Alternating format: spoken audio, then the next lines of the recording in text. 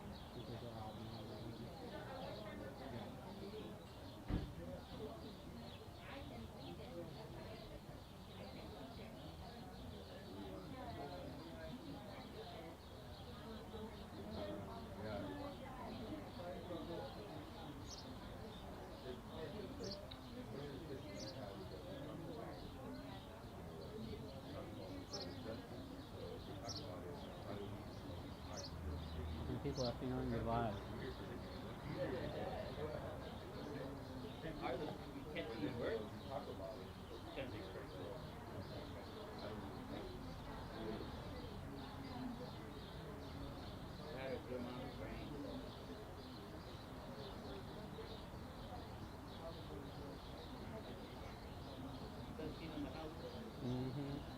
Did you have your event? Yeah, that was last weekend. It was. It was on Saturday. Yeah, I changed it. I had it on the calendar, and I don't know. The original date was Right. 18th, but we That got was rained out. Yeah, I remember We that. almost got rained out that Yeah, I like that. Conceptually, I really like that you put that together, and it seems that that spot is going to be a very active community hub. It'd be interesting to see how it's used. Got to drive in and.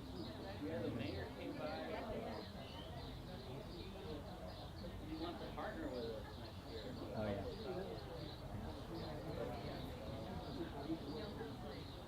Should be good. Yeah.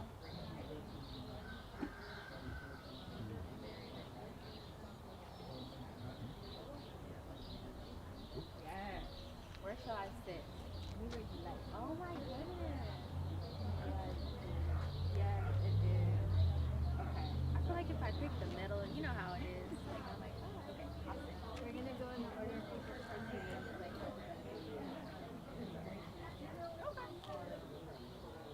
You want me to pull other speakers in? I let everybody know. Everybody knows? So order in case I gotta rest. But Wherever yeah, you're I guess if you want to do that. What's that?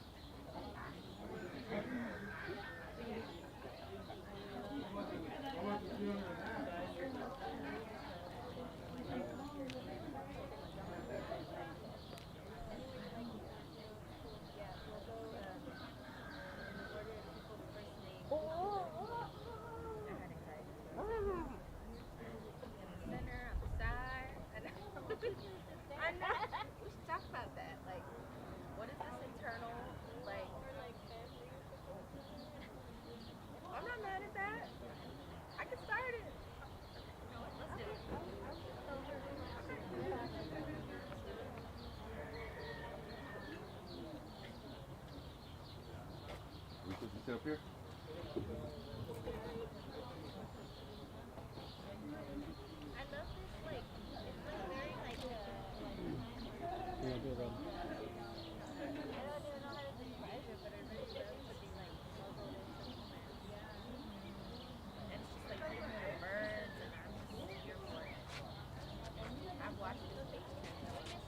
Okay.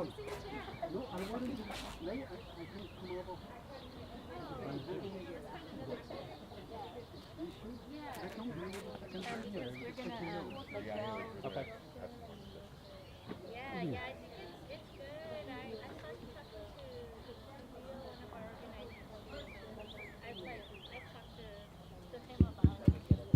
You need I have a better chair. back? Yeah, Make let's some more see. room. There's enough room to actually to move down. I have a more comfortable chair you want.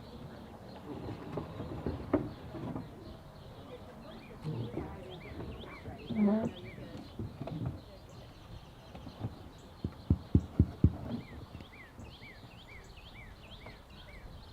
Yeah, I know, I'm gonna.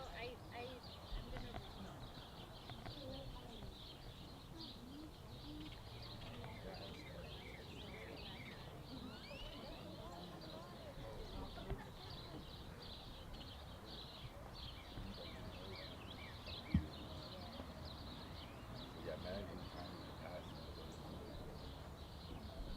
Everybody ready? Yeah. Hello, everybody. Can you hear me okay? Testing, testing. Testing, testing. Can y'all hear me in the back? A little bit. Is that okay? Más o menos? Lo más. I don't know where the audio is. Rosie's Is got it- you. Oh, She's right, right there. okay, Rosie. I have you that's as loud as Hello, hello. Okay, I'll project. Hello, everybody. Welcome. Thank you so much for coming today. Bienvenidos. Please get yourself some food at the back. Get some cold water. Make yourself comfortable. If you've never been to the space before, this is Galeria Eva. If you need the restroom, it'll be right around the corner. Right around that corner back there. My name is Marisol Cortez.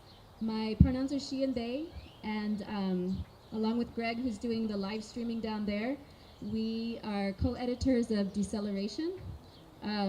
Please feel free, since we are live streaming online, if you know of people that wanted to attend but couldn't be here in person, please feel free to take your phones out and just send the link to the live stream. It's on, at Facebook, it's facebook.com/deceleration. On Twitter, our handle is mydeceleration. So I think it's also That's right. streaming from Twitter too. Deceleration, if you haven't heard of us, we're a grassroots media project. We try to create a commons for thought and praxis, specifically around environmental justice in South Texas. And part of what we try to do differently is that we're not just news, we're not just reporting, not just media, but we try to also we root that work in community. We root that work in social movement. And so we're really trying to have community-based analysis that can inform the work that we all do, right? And how we live, ultimately. So this is really kind of our first like big conversation like that, and so it's really exciting to have y'all here. It's exciting to have Arturo here. I wear another hat, which is that I also teach right now in the English department at UTSA, which has been able to bring Arturo, Dr. Arturo Escobar, here to San Antonio. It's probably not a stretch for me to say he's like, can I say world renowned? Like he's, I don't want to embarrass you, but he's a very, very well respected, like globally, like thinker and writer and activist from Colombia, who writes about decolonial movements, and I think has a lot of resonance. What he writes and thinks about has a lot of resonance for what we do here. And he's here as UTSA's 2023 Brackenridge Distinguished Scholar. So much thanks to UTSA. But because of what he writes about and because of what he does, right? Because his research is really grounded in movement, in social movements, we knew that we didn't want his visit here just to be limited to the university. We knew that his work has deep relevance for all of us here who work in community, for a variety of intersecting issues, right? Climate justice, land back, protection of the sacred, abolition, decolonization of our relationships to each other, which depends on our decolonization of our relationships to the earth. So we want to thank also Fundación Semproc, which has helped to support this particular gathering in the community, to have this conversation beyond just the university, right? And of course, much thanks to Galeria Eva, to Vero and to Rosie, for opening your beautiful space for this conversation. So from all of us, we welcome you, Dr. Escobar, to Galeria, to the South Side, and to the land, whose original name, as shared with me by the tribal chair of the Estokina, is Yanawana, meaning place where I rest. And similarly, the Tapilam Coateca Nation knows this place as Yanawana, which means land of spirit waters. So in just a minute, we'll have a kind of formal welcome by Carla Sainz. But first, I'll just share a little bit for a couple minutes about how this gathering came together and why it's so important to have you here with us. And some of this I've already shared, with you when we did our interview. But for the rest of you, I got my start thinking about all the issues that we work on in relationship to water. About more than 20 years ago now, there was a struggle known as PGA, the Professional Golf Association, which was a big luxury resort thing that they wanted to build over the recharge zone of the Edwards Aquifer. And it really, more deeper than that, it was really a struggle against a very racist, patriarchal, and extractive history of economic development that sent all of the growth, most of the growth, to the north side, over the most sensitive part of the aquifer that we all depend on, right? By disinvesting from the city's poor and working class, brown and black neighborhoods. That struggle is where I met a lot of you, and where I heard people say, el agua es vida, for the first time, right? Water is life. In the years after PGA, I learned from indigenous solidarity work that the local dynamics that we were fighting here are actually an outgrowth of a much longer continental and global history of settler colonialism, of plantation colonialism, of genocide, and enslavement, right? And so when I came back home to San Antonio to try to figure out how to use my education, how to use my writing, to use my research to further land protection struggles here, a lot of what I ended up writing about was the colonial nature of gentrification and about displacement as an urban land struggle. And the deep connections between our call for the right to the city and indigenous concepts of the rights of nature, los derechos de la madre tierra, and buen vivir, or sumak cauce. So it was in those struggles that I came across Dr. Escobar's work. So it wasn't in school, it wasn't in my academic work, it was in my community work with all of you. But when I did read his work on development and on alternatives to development, I saw our own work reflected there, in struggles for environmental justice, housing justice, racial justice, all of the things that we work on. And it gave language to what I felt like we had been actually doing for a long time, even if we weren't necessarily thinking about it in those terms. So to have him here to share some of our work and ideas, and then have him share his work and ideas in return is really profound for me. And I hope this can be the beginning of a longer conversation in the community about how we put these ideas into practice here in this place, and ultimately about how do we live now amid multiple crises? How do we exit from Terricide, which is a concept he'll explain, How do we shift into another mode of thinking and being and doing? So before we get to that exchange, Carla Science has offered to open our dialogue with a welcome. She is a visual interpreter whose work bridges 3 dimensions: nature, mind, and humanity. She's a public artist whose work is deeply engaged with themes of biomimicry, so learning, right, from our more than human relatives, and right now focusing, I think, on solitary bees. Originally from the Efe, she's worked closely with Tzotzil communities in Sinacantan, Chiapas, Mexico. So Carla, whenever you feel ready.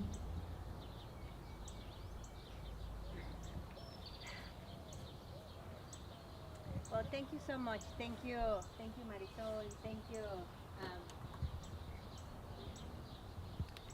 Let me see if you can you listen back there, Vero? Or do I need the microphone? I don't need a microphone? Yes, do I need a microphone? I need a microphone. Okay, I need a microphone. It's just, I never know if to put it too close or too far. Hi, Frankie. Well, I'm very honored to be here. I'm very excited, very honored, because when community get together, a lot of things happen. And sometimes what happens with community get together is not so tangible, but it's very profound. So that's why I'm very honored and very grateful to have the opportunity to open the space for the conversation and to call for a blessing of Yanawana.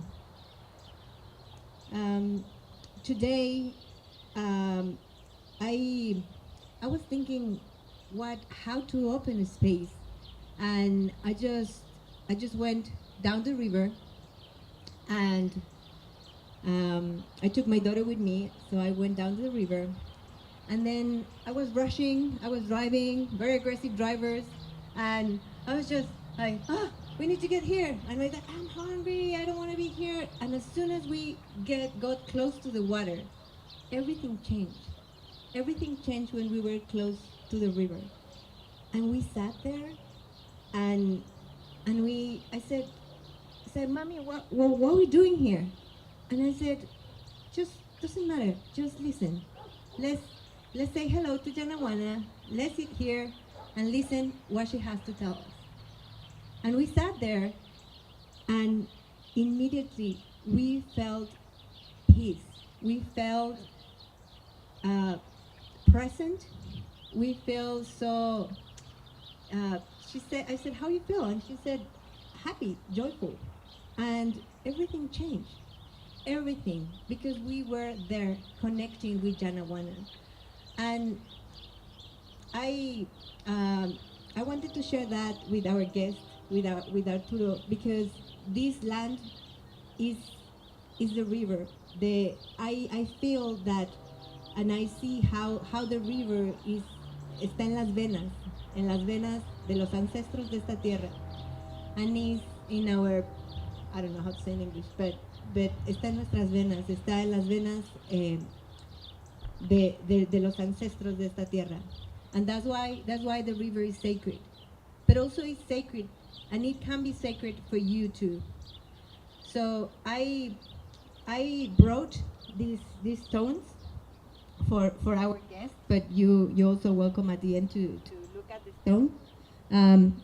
So if you would like to take a stone, the Yanawana offer when we asked, and we found these stones, and so if the guest speaker would like to take a stone to receive the blessing from Yanawana, please just choose a stone, and then after the space is open, I would like to invite you to put the stones back, and then the person that is talking, sorry, I'm getting my back, just take a stone and talk. With that, just feeling that Yanawana is there. Can anyone hold the microphone for me? Okay. great.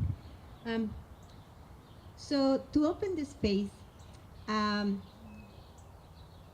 think it's important that we acknowledge the diversity here. That in any ecosystem, because when we were down the river, sorry, Greg, I just probably I just need I tell you when to hold. When we were down the river, there was the fire, the libellulas, dragonflies, the dragonflies, red ones, blue ones, and then the dogs came, and that ecosystem that is just there in the middle of the city is the heart, is Yanawana, and that diversity is also our community. We all have something unique to contribute to our community, and to open this space is important that we acknowledge the importance that every element of the ecosystem has.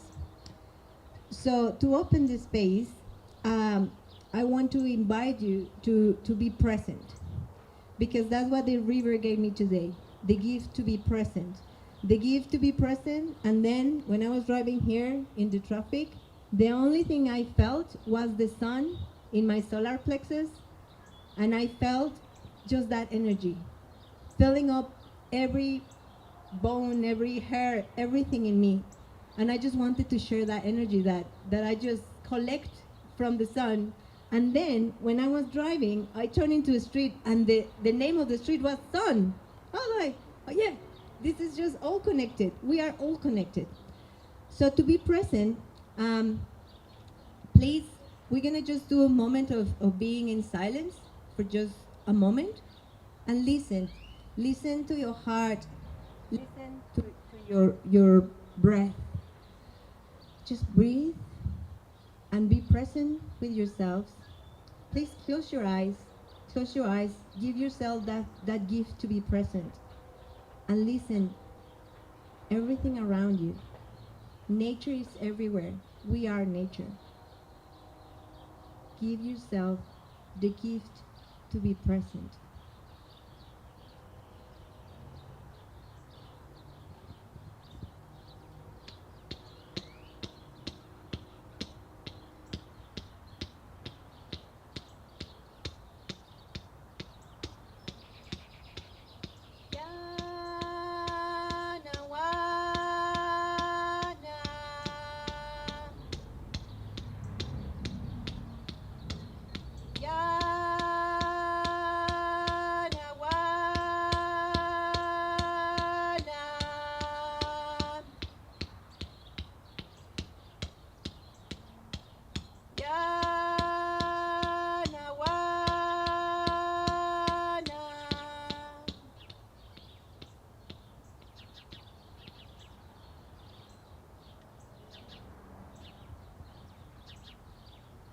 Now open your eyes and be present, and thank you so much for being here, sharing your knowledge. Thank you.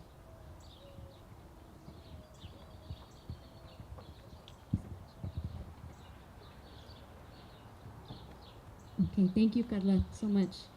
So I'm going to introduce each person, and then if you want to take maybe 8-10 minutes to share your work, tell us about your work, and I think more importantly the ideas that inform what you do, right? Especially the work that you do around extraction, decolonization, land struggle, abolition, earth protection. So we'll go in alphabetical order by your first name and I'll read a little intro as well, just to open. So Diana Lopez, she, her, ella, is a Chicana who was raised in between San Antonio, Texas, and Rio Bravo, Tamaulipas, Mexico. And her work with Centro por la Justicia, known as Southwest Workers Union, involves linking issues around environmental justice, living wage, and accountable governance.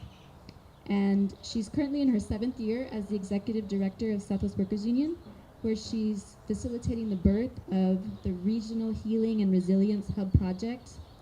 And she's also a mother of 2 wild wolves and loves to read, is a sticker fanatic, and has a deep appreciation for outdoors. This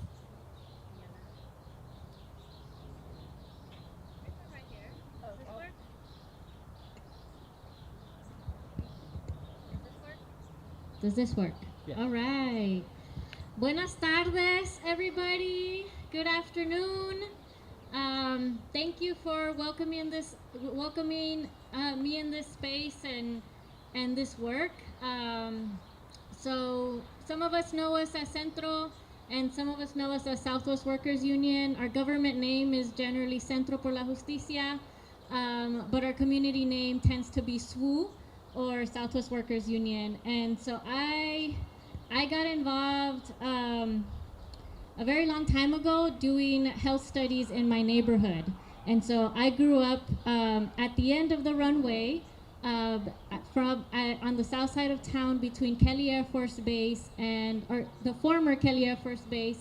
And that is how I grew up. I grew up with airplanes flying over my home. I grew up near Leon Creek.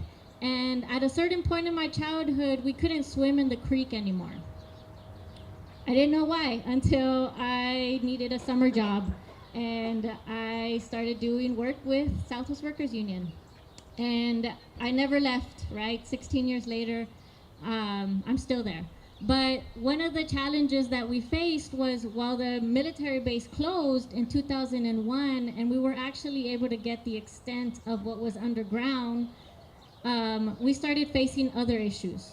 So the base transformed into one of the largest inland ports. Literally, the logo is planes, trains, and trucks, right? And so we started seeing an influx of a different form of contamination, right? And from what we envisioned. And part of that work is like, while we were able to shut down and transition, we were facing a whole new different problem, right? And we started facing issues around energy, right? It was a fracking site. It brings in materials that are then trucked out to different sites in South Texas, right? And so what our work was transforming in a different way. We had to kind of shift the way that we organized, right? And it wasn't just one issue, right? It kind of stemmed. I was thinking about this morning, and it kind of just stemmed into these different smaller issues, right? We couldn't address the train and natural gas issues without having to address the investments of the public utility in natural gas, right? And so it just kind of leads us into these different webs where it's like, where does it actually stop, right? Once we start exposing the reality of the domino effect of contamination and the web and the investments in all these dirty practices that affect our community, we become really overwhelmed by all of it, right? And so part of our work was well, what is the solution, right? What do we work on? How do we maintain ourselves and not burn out trying to address all these different things? And so my organization, we are historically a labor union. We started doing work around contamination because the school workers that were part of our union lived near Kelly Air Force Base, right? And so while we didn't stop engaging with the workers in that sector, we were starting to engage with them like on a different level of pieces, right? So while we were addressing public utility campaigns and energy justice campaigns, the root of the cause was the same people were still affected by a multitude of issues. And our definition of environmental justice is the cumulative effects of these multiple sources of contamination that have led to where we're at now. The area I'm talking about is District 4 on the south side. And You coexist with, you want to nurture it. And so it's, I always tell everybody when I go to many of these conferences that are about environmentalism, first, we can't be putting each other down or attacking each other. I always say, let's treat these environmental conferences like AA groups. My name is Frankie Orona, and I help to perpetuate this system that we're fighting, because I took an Uber, or I flew a plane, or I drove a car. But now that we've acknowledged that, we can embrace it. And what is that healing process from there, right? How do we make the smaller footprint? How do we start making some transitions, internally within our own families? But how do we start holding that 1% that dictates what our society becomes dependent on, right? Those 1%, those corporations that put out these policies, these laws. And that's why when we talk about historical trauma, for me, it's I don't like that word historical trauma. I just say it's trauma, because it implies that it's in our history. It's in our past tense, and it's not. It's just trauma. It just looks different tactics, different approaches, whether it be policies, laws, whatever it may be. It's continued abuse. It's continued racism, colonial mindset, tactics against the people that are trying to remember how it is to say we and us rather than I and me, right? We want that American dream, get mine. And so, trying to change that. I always tell people, when we talk about decolonization, let's talk about decolonizing our minds, the way we think about things, the way we approach things, and see things, and how we interact with each other, remembering that we are related, and we're related in more ways than we're not. Through the air that we breathe, the land that we touch, the water that we drink, which is all the same that our ancestors once did and used in their lives to sustain themselves. And it's going to be what our children and our children's children are going to be using to sustain their lives. So remembering those old traditional teachings, values, and morals are very, very important. And that's what I've learned from our elders in doing this work. And that's why I always say, when we're talking about environmentalism or activism, it's part of our culture as Native peoples, because we're taught by our elders to leave a place better than the way that we found it. It's natural to be, to think that way, think about our communities and how do we implement that in our everyday lives when we live in a society that teaches you how to just think of yourself, right? How to get your own. And it's very complicated because, culturally in the different, communities, the dynamics are very, very hard. What works for one community doesn't necessarily mean it's going to work for another community. And so, working on protecting the water, like these false solutions that they're putting out, like desalination, that's just commodifying our water so that corporations get to decide and dictate who gets clean water access and who doesn't, is wrong. And it's a system that fails because it produces more toxic brine and chemicals than it does actual usable, feasible water. And it's still extraction. You're taking water out of the ocean and you're killing the marine by putting that brine, that toxic waste and chemicals back into the ocean. You're killing the ocean life. You're killing the marine life. You're killing the microorganisms that we coexist with. And it's wrong. Just like carbon capture, it's selling you air. Carbon capture is saying, look, you want to live in this community where there's fresher air, then it's going to cost you $2 million. But if you want to live over there for $200,000, your air quality is not going to be as good. You have to pay attention to what the corporations are doing because they're trying to co-opt our movement and the language we use when we're trying to protect the very thing that is natural and should not be commodified. And so it was natural to be involved in those things.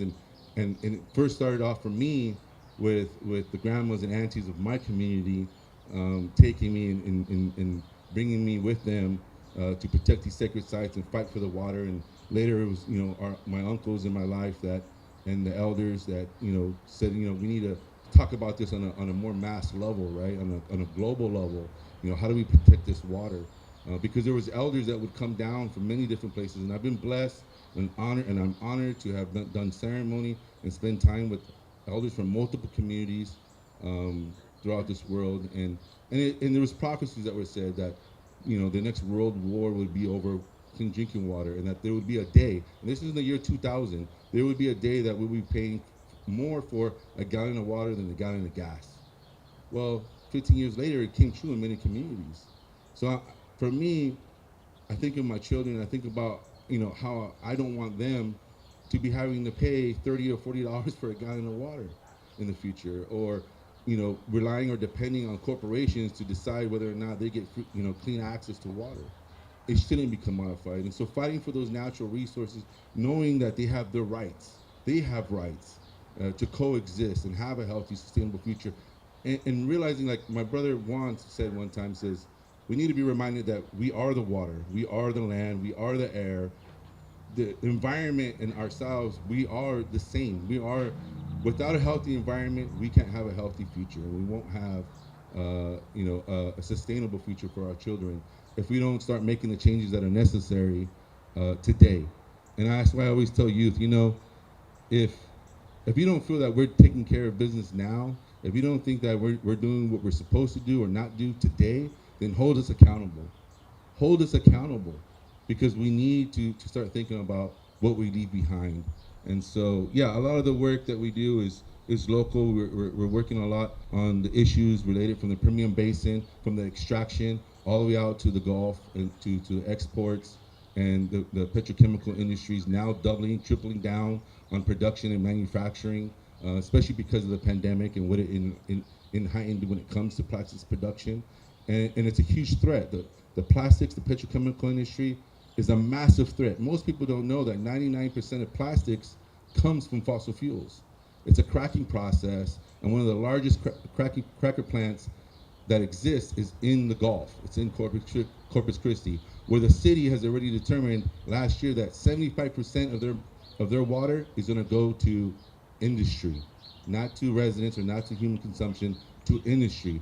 And the desalination plant that they're proposing is going to go 100% to industry. So you can only imagine what their projection is for more manufacturing build out and infrastructure build out along the Gulf here in Texas. And with the IRA bill that was pushed out, that was supposed to do all this good, it sacrificed the Gulf. It sacrificed Texas, Louisiana, the Appalachians, and Alaska. Environmental justice does not mean sacrifice a few for the many. That is not environmental justice. And we need to make sure that we're aware of those things and know that, the industry is turning more of our communities into sacrifice zones. And in places where the national average is 3 to 4 times higher when it comes to cancer or, chronic lung diseases and respiratory issues. And those things are important because people are trying to stay in their communities and live in their communities where they're losing, 5 to 15 years of their lifespan for just wanting to stay where they grew up. That's wrong. There needs to be accountability. There needs to be equity and how all the decisions are being made when it comes to where these infrastructures are being built. And we need to say we need a transition, not just transition away from just single-use plastics or the fossil fuel, but what is the reuse systems that we need to how can I say, like, bring back to our everyday lives, right? Like one of the examples is, Vero here at the Galleria, you have this program called Return to the Earth and Mold It. And it's about teaching how we use the earth to make the bowls and plates and cups out of adobe, out of earth. So when you're finished with it, all you're doing is returning the earth back to the earth. We have those traditional teachings, those knowledge, those way of learning how to coexist with our environment, with Mother Earth. It's a matter of deprogramming ourselves to reprogram ourselves, right? Deprogram ourselves from what society that we live in today has brainwashed us to think what is okay and what's appropriate, to relearn the old traditional ways of how we can coexist with our environment and with Mother Earth, so we can ensure that our children have a healthy, sustainable future to look forward to. So all these things are intertwined, and the petrochemical industry, the fossil fuel industry, they put out a lot of rhetoric, and it's all intertwined from the extraction, what I call the death cycle, not life cycle, the death cycle of what the fossil fuel and petrochemical industry does, from extraction to transportation, whether it be pipelines, railroad, trucks, whatever it may be, out to the Gulf and out to exports, or in the manufacturing of new plastics production. So one of the things that I just recently got back from Vietnam, from a global conference with representatives from multiple different countries from different communities that are trying to come together to, on a global level with the UN, to push forward a plastics treaty globally to get all countries to agree to this new transitioning away, not just reduction, but transitioning out of the use of plastic and finding those alternative ways that already exist. And the only way you're going to find it is by talking to the communities that are directly impacted, not by politicians and people or the industry themselves trying to find solutions when they're the ones that are responsible for the problems that we have and that we're in today. So yes, it's great to hear the different minds and different perspectives. It was great learning from so many people from all over the world, because again, what works in one community doesn't necessarily work in another community. And discussions like this with people like this that give their heart and their spirit and know what it is to give of themselves, time out of their life. The most precious gift you can give to another human being is time out of your life, because you don't get it back. And so that's a gift. And so I just say thank you for that gift and sharing to each and every one of you. And I appreciate being here. Thank you. Oh. Thank you so much, Frankie. So next, Kimiya Factory. Her pronouns are she and her. She is the president and executive director of Black Freedom Factory, which is an organization that encourages data-driven activism, redefining professionalism for BIPOC, LGBTQIA+ communities and youth, and dismantling racial inequity across the state of Texas. She is the Central Texas Regional Organizer for Black Voters Matter, and also a participatory action researcher around police accountability and the school-to-prison pipeline. And she's also a former participatory action research fellow for Southwest Folklife Alliance, and identifies as a queer, indigenous, Afro-Latina. She's a recurring political commentator for South by Southwest, CNN, MSNBC, ABC News, The Grio, and has been featured in the New York Times as well as the local Texas news media. She's also graduated TSA, where she got her BA in political science and led and co-founded there the movement Change Rape Culture, challenging Title IX policies regarding structural violence and sexual misconduct at institutions across San Antonio. And she continues to advocate for reproductive justice as a national speaker for Planned Parenthood. So Kimiya, thank you so much. Testing. Oh, okay. Hi, everybody. My name is Kimiya Factory. I also want to take a second to just acknowledge the space that I'm sharing with everybody on this stage. A couple years ago, when I decided to advocate for survivors, I never would have dreamed. And I think that's the beautiful thing about dreaming. So I work now solely what I know that my calling is abolition, a future without prisons, a future that disregards and accepts incarceration on a mass level, on an international level, where the future is transgender, where the non-binary and fluidity of humanity exists. It took a lot of work to be able to sit here and claim being a queer, indigenous, Afro-Latina. My tribe is the Wichita and affiliated tribes in Anadarko, Oklahoma. And my mom is Puerto Rican, very proud Boricua woman. But when society sees me, they see a Black woman. And when I interact with youth in San Antonio who are multiracial, who are Black, but speak Spanish and have a yearning to reconnect to our ancestors, I think about the anti-Blackness within the Latinidad. And I know that my calling is to call out that anti-Blackness within the Latinidad and to understand that the lack of access that I have in speaking fluent Spanish is colonization. It's the rape of our land and our people. And it even forced me to understand the benefits and harms of tribal sovereignty, and how colonizers have literally drawn a line in the sand of where we're sitting, and said that this is Texas, when the truth is that the land that we're sitting, the people of the Yanawana have harvested and nurtured and loved. And so I say all that to say that I was called to action several times in my life, but I founded Black Freedom Factory when George Floyd was murdered in 2020. I did not know anything but the pain in my heart and the rage in my soul to march in the city of San Antonio. At the time, I was actually pre-law and I was studying for my LSAT. And I couldn't focus. All I could feel were the ancestors calling on me. And Black Freedom Factory was born. And I had no idea that through the founding of Black Freedom Factory, I would have to confront not only the anti-Blackness throughout the world, but the anti-Blackness in San Antonio. Down to when I order in Spanish and I'm corrected in English, or down to when the youth in Circles in the Hood, which I'll get to shortly, don't feel like they belong in a space of folks who don't identify as Black. And what does Black really entail? What does that mean? So Circles in the Hood, which I'm here to speak very proudly on behalf of, is a youth participatory action research group that myself, Laura, and Amade came together to carry on. I don't necessarily like the word founding when we're talking about a generational fight and a generational struggle.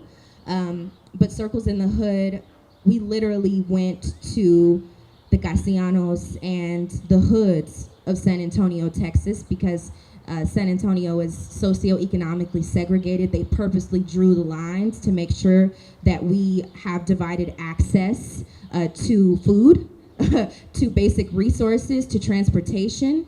And so we literally started playing basketball with the youth and started talking about what really affects their neighborhoods.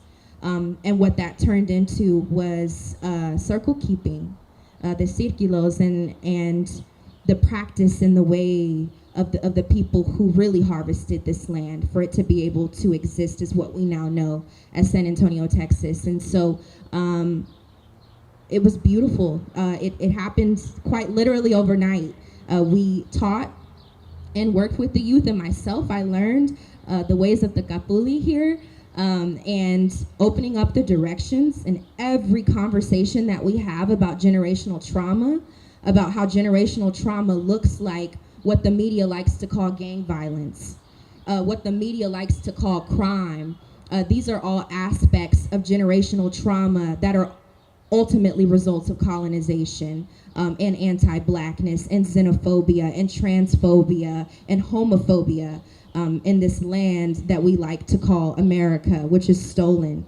So myself, Maria, and Laura work with the youth on imagining a future where we plant maize in space, where we say, you know, the future of liberation looks like whatever you imagine that to be.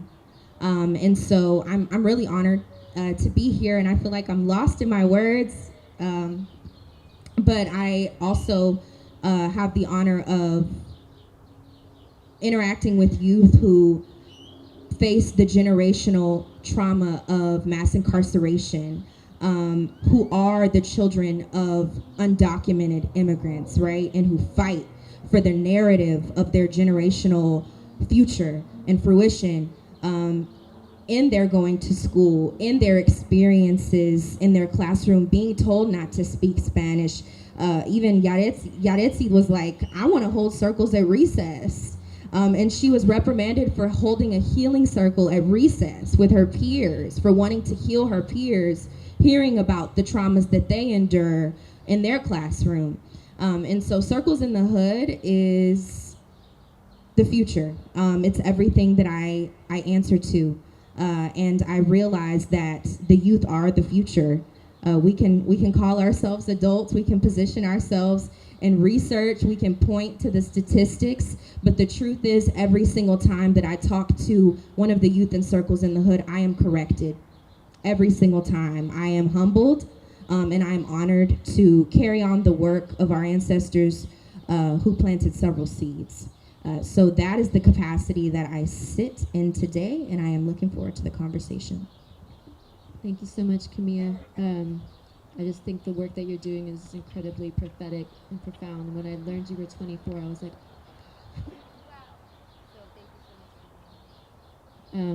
and then we have Maria Turvin from Yanawana Herbolarios. Maria, whose pronouns are A is a two-spirit American indigenous woman of Nahua ancestry whose maternal line comes from Guanajuato, Mexico. She was brought up learning the art of energy healing from her mother and cultivated her love and relationship with our plant relatives at the hands of her maternal grandparents. She studied plant medicine for 28 years and is a practicing clinical herbalist who combines traditional indigenous practices with Western clinical herbalism. She's also a teacher, a street medic, a musician, an activist, and the founder and executive operations director of Yanawana Herbolarios. Hello, Kwali Tonali, everyone. Okay, yeah, I'm sitting here listening to all of my colleagues and just, I'm so happy to be here this evening. So, we're supposed to talk about, I guess, our work. I guess I'll say the story of how I began my work before I get into my work. It's not a story that I tell very often, honestly. My first medicine actually is music, not herbalism. I sang before I spoke. Way before I was ever actively a practicing herbalist, I actually would do, healing through my voice, and so that was, the path that I had assumed I was on. And I was raised in, a mixed, so to speak, culture. I'd say culture on one side, lack of culture on the other side. My paternal line, is European descent, German and English, but no connection to cultural tradition there, right? Because my father was raised without cultural tradition there. So, but in my mother's side of the family, very immersed in cultural tradition, but as I say, separated from context, as many indigenous folks in our community are. Like I knew growing up that I was Nawa, but I also knew it wasn't something that we talked about, right? We just didn't talk about being Indio, And so everything, all of the medicines that I were passed down were passed without context, right? And it's one of the conversations that my mom has had and that I feel like some older Mexican indigenous folks have had in the community of like, what, I'm not supposed to be proud of being Mexican? It's like, no.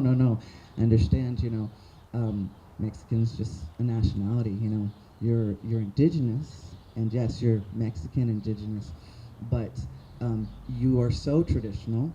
You were raised without your context, and you were raised without your context deliberately. So that I would be here today. Your ancestors took that context when it became necessary to, to preserve our existence, And so I find that in doing this work, right, we are reclaiming the context that was taken from us in cultural genocide, right? Because we are still here, so we can't say genocide, right? But cultural genocide, right? So we're reclaiming our context and thus reclaiming our power. So when I was 19, I drove across the country with my family. And at that time, I was, convinced that like music was my path. But we, going through, we happened to visit Dene territory, And I just thought it was probably some of the most beautiful land I had ever seen. And it just made me think so much of my, own heritage. And I thought to myself, if for some reason, some point in my life, I lose this medicine, I will devote myself to the other part of my family, medicine, my herbalism, and I'll actually devote myself to my community exclusively. So years later, I got pregnant with my hijita, who's sitting over there, and I knew that I wanted to raise her traditionally, but of course veiled in context still at that time. So I did go ahead and start, studying my herbalism, just, for her. Not at that time, for the community. I wasn't thinking honestly about that community at that time. I was thinking, specifically. I was 21, thinking specifically of my unborn child. And so as she grew older, my plant medicine, my connection with my plant medicine brought me even deeper connecting to my heritage. And as plants have so much wisdom to share. They are themselves, living beings with their own language and songs and innate wisdoms. And it made me want so much more, not just for, for her future, but for the future of all of her classmates and of my nephew who was getting ready to be born, and of perhaps grandchildren and nieces and nephews I'd have one day, right?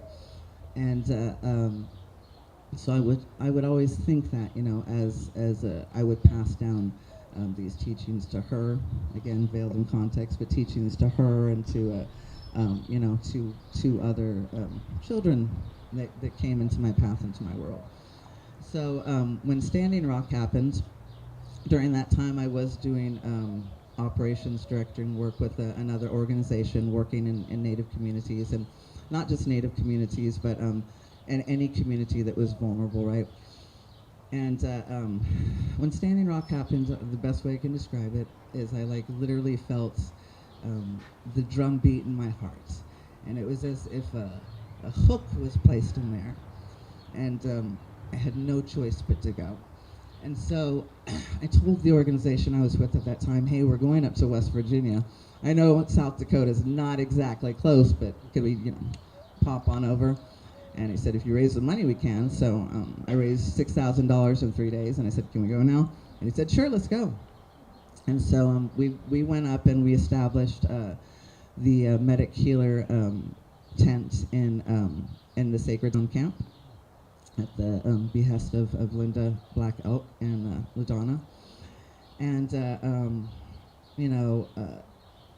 it was, I've had this experience a few other times, but to live with such purity of intent, such intentionality, such mindfulness, with every single person within that community having their role and knowing that needs would be met, and acting both, individually autonomous, but autonomous as an entire community, and interactive as an entire community, and moving with this one beat, and just before we went to Standing Rock, when I was in West Virginia, I did one last final, concert, so to speak. I did not know at the time, really. So while I was at Standing Rock, I lost my voice. I ended up losing my voice because of that. There was a lot of chemical overspray. A lot of people developed a very severe upper respiratory infection that honestly no herbalists were successful in treating immediately. None of us. And as a consequence, I did lose. Pretty much I've still regaining my voice, but at that time I had a 3.5 octave. If you know anything about music, that's impressive if you're a singer. And I pretty much went down to 1 octave and completely lost my voice. So I was so I guess it's time. And I pretty much, quit the organization that I was with, and I was like, I'm going to go do this work that I'm supposed to do. And so I didn't have any funding, At that time, I didn't even have a nonprofit structure. I ended up being gifted a nonprofit structure, a few months later. But I just literally had my herbs and my medic backpack and a few friends that I was like, hey, you want to go do something? And they were like, yeah, let's go do something. And so we started by going to the San Antonio Food Bank, and for me saying, I have a feeling which side of town needs the most help, but which side of town do you see needs most help? And they're like, east side, and I was like, thought so. And so we that was where we started our work. We started our work on the east side with the Ella Austin Community Center, with the seniors specifically. And we started out initially, right, just focusing on, reconnecting our elders to the knowledge that they had lost, and interweaving it with these, Western healthcare systems that they were now trapped in, right? And then from there, we, started working with San Ontocultural Arts with the children, introducing the children to, so crazy, to the idea of nature, and that nature was alive, and that the grass that they would mindlessly pluck out was like, would you want to pluck out your friend's hair, And so developing this awareness, and around that time, we, decided to do a week of clinics, and then the community was like, hey, we really like this, you bringing us back this traditional medicine, could you give us more of this? So then we started the People's Clinic, and we still didn't have a headquarters, so we started doing, partnered up with what was the women's, Martinez Women's, and now it's in Powerhouse, and with St. Luke's Baptist, and with Casiano Homes, and with Confluence Park, and with Eco Centro, and to, some community areas out in Floresville, because that's where I live, and then the pandemic hit, and so then we had to, modify then, because everybody shut down, and so then we moved to a tele format, and started, doing clinical work, over there, and doing little, mini classes that we'd put out, or educational blogs, or just really long Facebook posts that we thought would be, educational and helpful, and we realized, oh, hey, we used to see all of our unhoused relatives at the People's Clinic, and now we're doing teleclinics. So then we went ahead and grabbed our backpacks, and then the street clinic was born. So then we, started doing our street clinic work, and then people started pretending that the pandemic had ended, and we ended up getting a headquarters because, by this time, me and some of the other people, like, the material stuff from YH was taking over our homes. And so we're like, we should get a headquarters. And I had already been forming a relationship with somebody for years, to work on just the right property that I knew when the time would come. Because I knew that, where I wanted to go next. Because the thing is even though I just started these things when it's like, so to speak, when my voice went, I had actually been dreaming about these things, since Kat was about 8, 9 years old, and I'd always kind of made plans, in my head of how it would go, right? And so I was like, let's do the next step. It's land, but it can't just be a place, it has to be the land, because it's actually not the structure that's important, it's the land. Because ultimately everything that we're doing within our work is tying to the land, right? And so then we were able to get this beautiful 5 acres of woods with creek access on the east side of San Antonio, really easy for you to get to any part of town. And we're like, okay, let's start working towards a community outdoor safe space, because we know the pandemic's not over. So as we were preparing the space, we continued on with our street medic work and our phone clinic work, and we creating a formula that we distributed thousands of bottles for free to the community to help give them the best fighting chance against COVID. And so then we created this space for the community and opened it back up to the community, bringing them in with our Indigenous Land Management Project. So that project is pretty much where we are rematriating our land, creating food forests, clearing out old plants that have died, from drought and storm and lack of love and care, and allowing natives to come back, and creating a healing space for the community to be able to experience you know, connection to the land, you know, in an outdoor place, in the middle of the city, you know. And so we from there we started that we're like, well, let's really bring people in. So then we started our Feria de Resistencia. So that's our program where we have the Sewing La Futura educational program, which I'll talk about in a second, going on, and sometimes people's clinics going on, and special events and all this stuff, and that, right? And so doing all of this work, the last thing I realized that I had already known is we needed to have more folks actively, intentionally doing this work. So then we created the Medic-Healer apprenticeship program. And I have 6 apprentices that are going down a path of 3,500 hours worth of work that includes doing you know, clinical herbalism study and doing emergency medicine surgery skills and indigenous land management. But the most important thing that they're doing, the thing that ultimately I think is most representative of all of our work and weaves throughout of all of our work, is a program that we call Burn It All Down, Addressing Systems of Cultural Oppression. And in this work, this class is where they actively work to learn how to dismantle these systems. One of the things that I didn't mention is we're an indigenous founded and run org, but we're also a queer run org, and we're also a very intersectional run org. We also, you know, have Filipinx leadership within our organization, Black leadership within our organization, and the community we serve, you know, while largely an indigenous community, is very intersectional. You know, it's intersectional at the crossroads of racialized and Black and LGBTQ and sex workers and unhoused and the working class.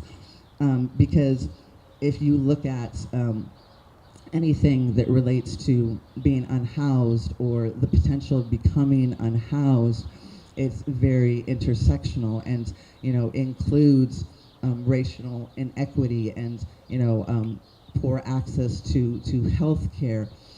And all of these things essentially relate back to you know, white supremacy, but even more than white supremacy, you know, colonialism, but even more than colonialism, the patriarchy, right? If I was to summarize what the intent of YH's work is, Yanawana Herbolarios' work is, it is to release the cultural, or return the cultural knowledge of the land to people, to the community, to reconnect them with their context that they've been stripped of. Because when we do those things, we liberate all people. We don't liberate just one community. And when I say all people, I don't just mean people. I mean that we actually liberate, you know, these plants that are right in front of us, right? We liberate that rooster that was on the roof. You know, we liberate everybody because we've returned to living in agreement with the land. We've turned to the spirit of reciprocity, of living relationally with each other. And so, because we are all so far removed from our context, it requires that at the center of our work is that understanding of how we got here, but even more importantly, how we ourselves continue to be complicit in our own oppression through the upholding of white supremacy within our own lives and our own organizational work, through not addressing our own internalized oppressions and realizing that because of, you know, colonialization, patriarchy, white supremacy, all this, right? That all of these threads are woven into our lives, and we need to be aware of it, and we need to pull it out, and we need to not berate ourselves for our participation, but become aware of our participation so that we can see where that comes from and address our behavior and gently call our community in when they do that behavior and in a way that's like, hey, I see that you have a wound that hasn't healed. It's manifesting in the upholding of white supremacy, you know. Maybe not that way, because they might be like, whoa, but you know what I'm saying. In that, like, hey, you know, we want to go forward doing this work. And so everything that we do within our organization is, we like to say that we're just helping people remember that those within the organization doing this work, that we're blessed enough to have had different privileges in our life that made sure that this knowledge was in our hands, and that it's our responsibility to you know, help our community remember the knowledge that actually exists innately within them, you know. And so everything from our educational work, our clinical work, because even in our clinical work, it's like, hey, you're still in charge. I'm just guiding you. You're making decisions for yourself. I'm just giving you information, and I'm going to teach you how to do this stuff for yourself. So for us, it's all about learning how to work together as that community, and to really as one of our head mixer says, to make sure that we are decolonizing and not returning to pre-colonial methods. Because if we are trying to you know, literally create rematriated societies, then we need to make sure that they're rematriated societies that are equitable for all, for those that are disabled, for transgender, for black, for racialized, for children, for elders, you know, for the land, for everybody. Thank you so much, Maria. And I could tell, yes, sorry.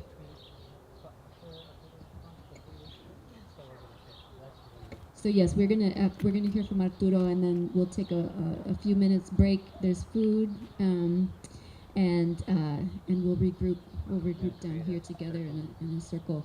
But thank you so much for your work, Arturo. If you want to maybe just respond to what's been shared here with your own work, right, and ideas as they resonate, as they you know, points of connection, points of divergence. But yeah, thank you so much for being here. Okay. Hello, everybody. Good afternoon. I would like to start by thanking Marisol and Greg, Maria, Kimiya, Diana, Frankie, Carla, Veronica y su familia, and the wonderful Galleria, and the wonderful space, community space here, and of course this amazing evening, and our land and the ancestors and ancestors. In Spanish you say las ancestras y los ancestros, the feminine ancestors and the male ancestors as well, of this land, for the opportunity to be here. Thanks so much for sharing your stories with us, with me. I've learned so much about them already, and I would like to make some comments of what I've heard, to some extent in the context of the work that I've done in Colombia with many people, but also of work that is going on in different parts of the earth right now, because this is a global struggle and global processes, and there is so much connections among these struggles, even if we don't see them and don't make them explicitly, but they are happening. Okay, and I want to start by maybe saying a little bit about me. Can you hear me in the back? Okay. Okay. I was born and grew up in Colombia. I was born in a part of Colombia that a city called Manizales.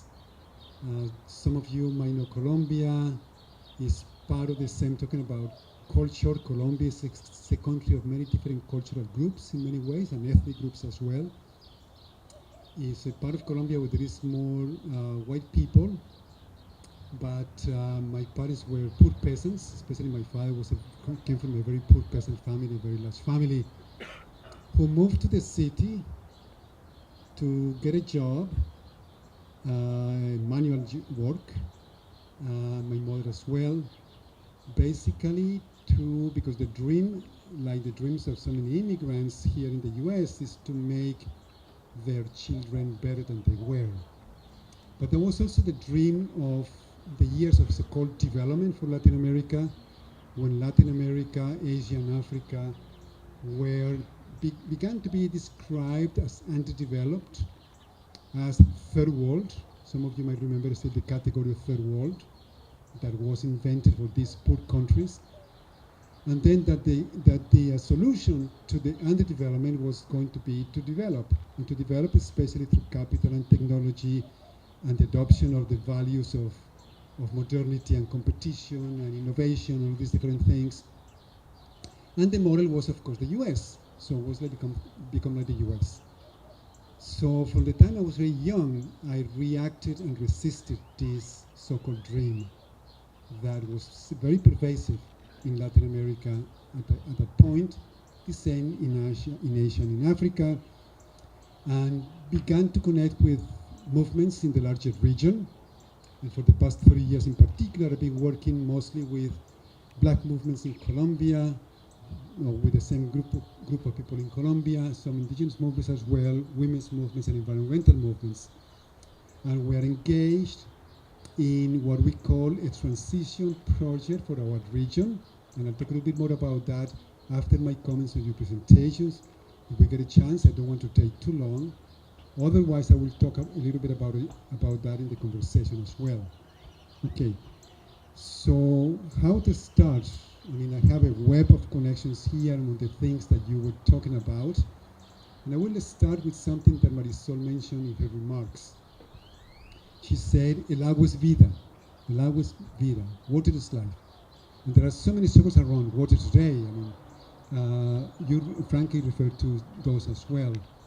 And el agua es vida reminded me of the slogan, sort of the principle of a struggle that was led by a genuinely black, grassroots black feminist environmentalist from Colombia, who is now the vice president of the country, whose name is Francia Marquez. I don't know if any of you have heard about Francia Marquez. A really, really wonderful woman organizer who, at that point in time, this was in 2014, led a march from her community close to the city of Cali, where I grew up and where I live half of the year, all the way up to Bogota, 500 kilometers, in defense of the territory against gold mining. And the lemma, the slogan of the movement was, el territorio es la vida y la vida no se vende, se ama y se defiende. The territory is life, and life is not sold, it is loved and defended.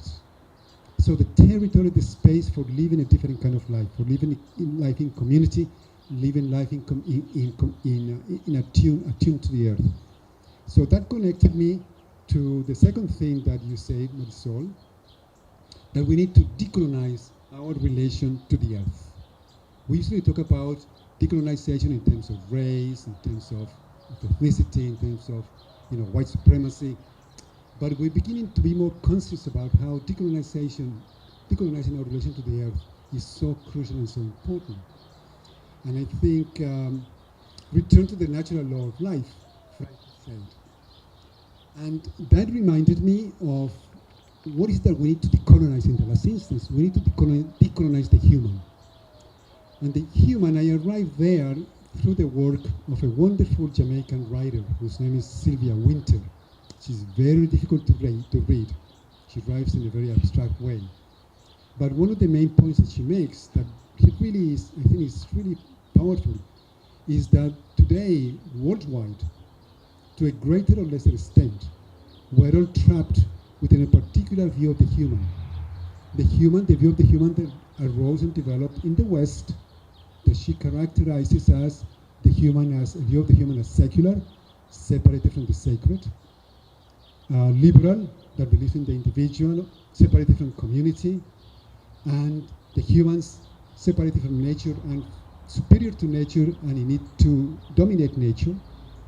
Western and bourgeois. It's a class view of life. It's a human that believes in private property. It's a human that is competitive, aggressive, dominating of nature, and all these different things. And if we really listen to what she's saying, we have to realize that yes, we're all, we're all connected to these networks of this created by this kind of human, this vision of the human. And hence that we have to liberate the human as well, to deprogram ourselves. I think Frankie also mentioned that. From that kind of humanity, view of the human, to reconnect with the different view of the human, that is what is it? And there are ideas that are coming around from all different kinds of movements that are connected to place, that are attuned to the earth, that are more relational, that acknowledge the interdependence of everything that exists. And this is the wonderful Southern African principle of Ubuntu.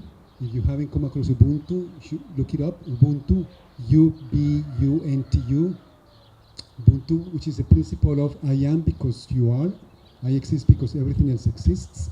So the principle of radical interdependence is now the basis, because it's the real foundation of life. Life, not as we have learned from that human, from the West, from the modern West, the dominant human. Life is not based on separation between humans and non-humans, anthropocentrism, or between the sacred and the secular. Life is sacred all around, all throughout. So that's the connection to decolonization of the earth. The question of how do we live now?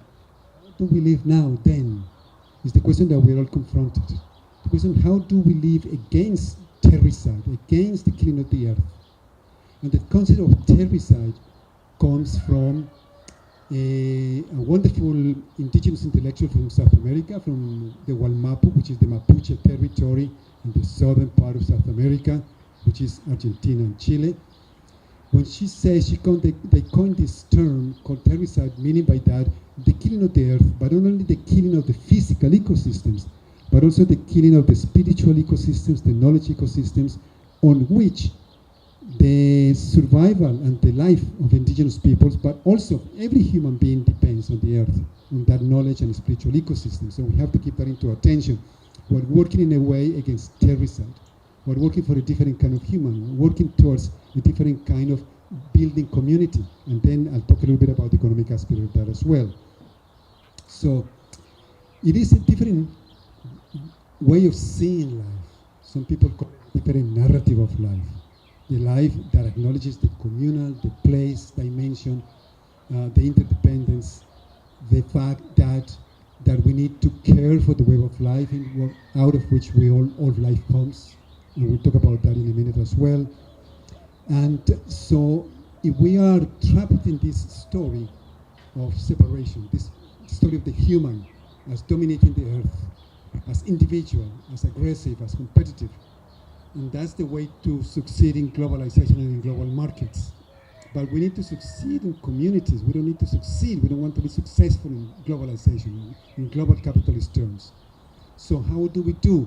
And one of the words that have come across in a very strong way in the last decade or 2 decades is transition.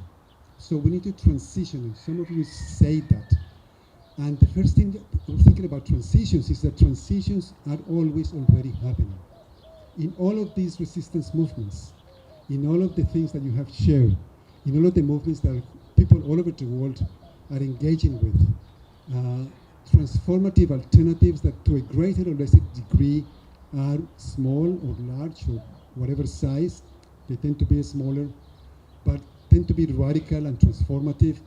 They tend to go against hierarchies. They tend to be anti-patriarchal, anti-racist, decolonizing of the relationships between peoples and with the earth.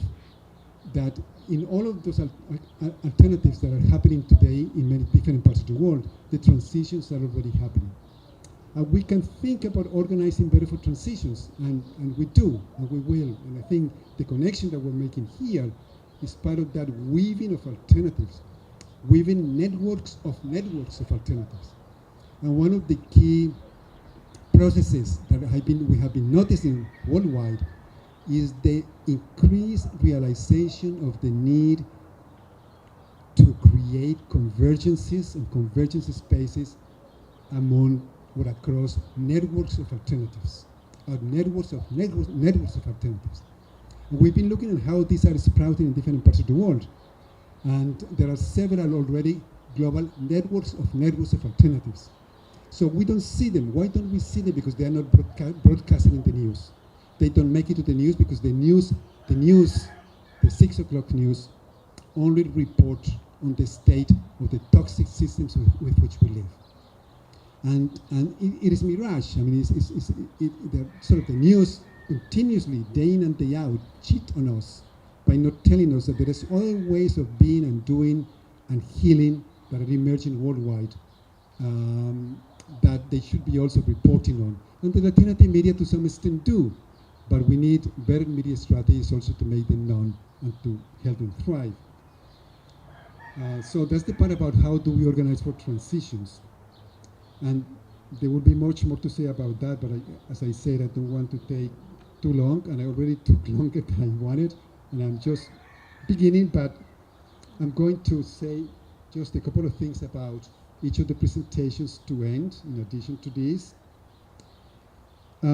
Growing up with airplanes and with military bases reminded me that the process that is ongoing, and you know this much better than me, is the process of occupation.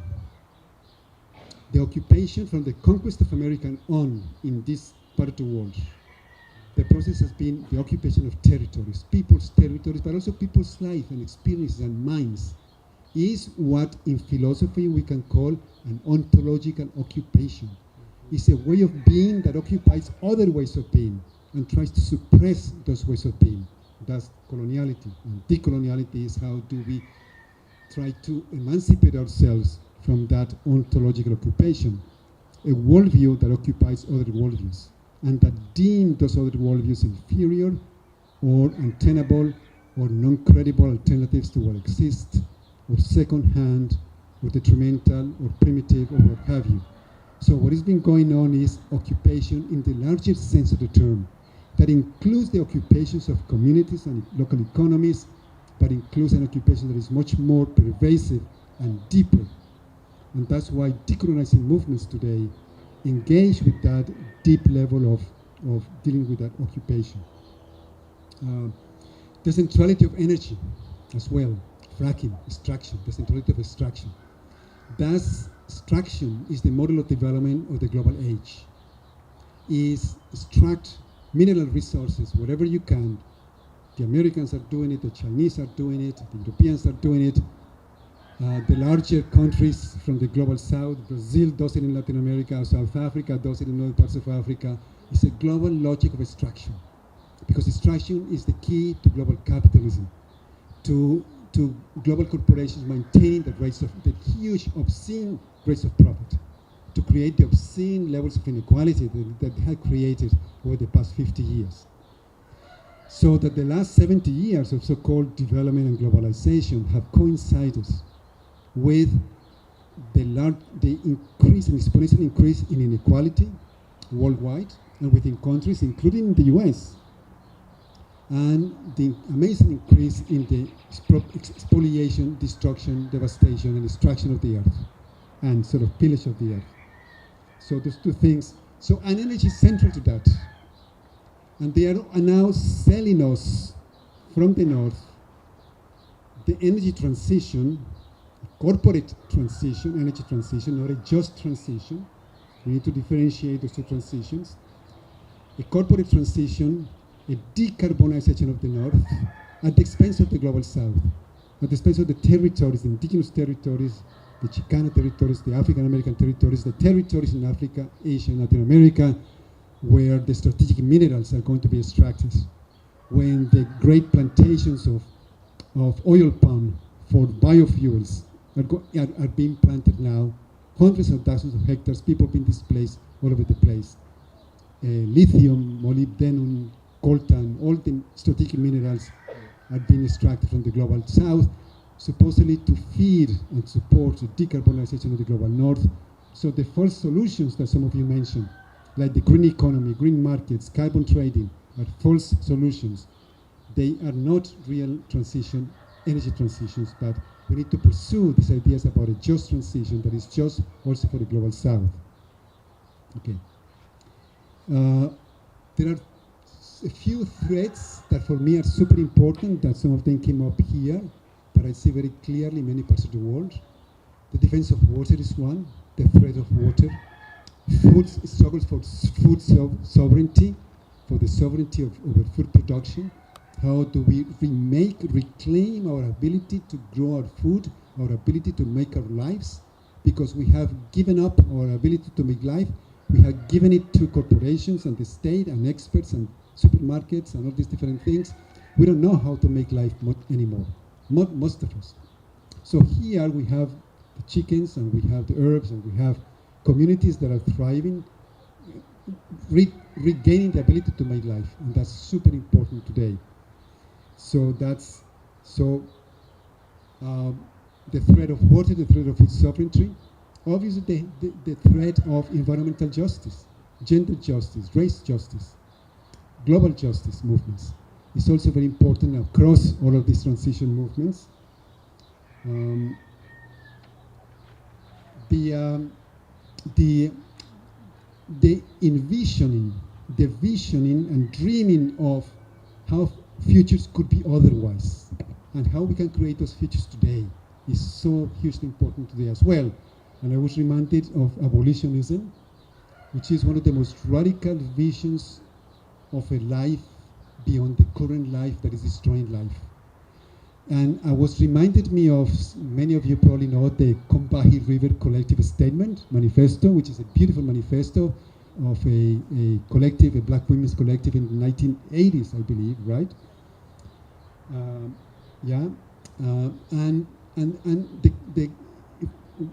If I recall correctly, the manifesto said that the peoples of the world will be liberated only when black women get to be liberated, because black women are the most oppressed peoples.